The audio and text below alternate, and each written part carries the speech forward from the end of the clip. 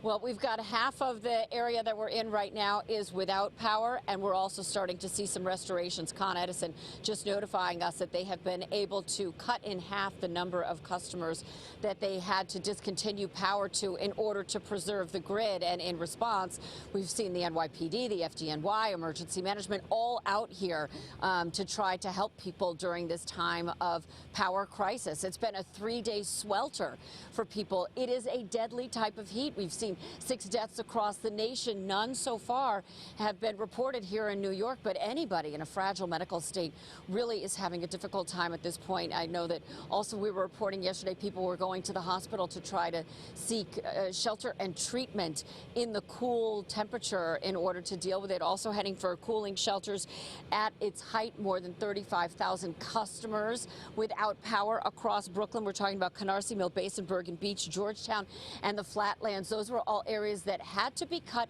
so Con Ed could work on repairing its fragile infrastructure that just could not handle the heat. Listen in.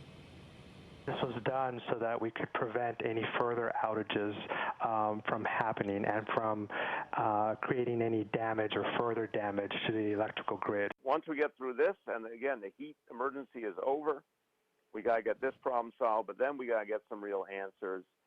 This is no way for New Yorkers to live having to wonder all the time.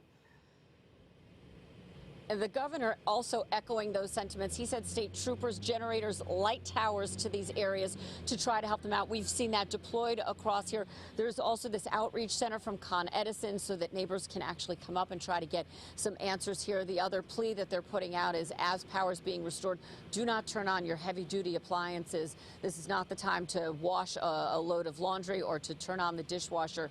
You want to keep that pull on the grid as light as possible until they can get themselves back and completely, fully up and running. We're live in the Flatland section of Brooklyn where there are still power outages. I'm Kirsten Cole, Pix 11 News.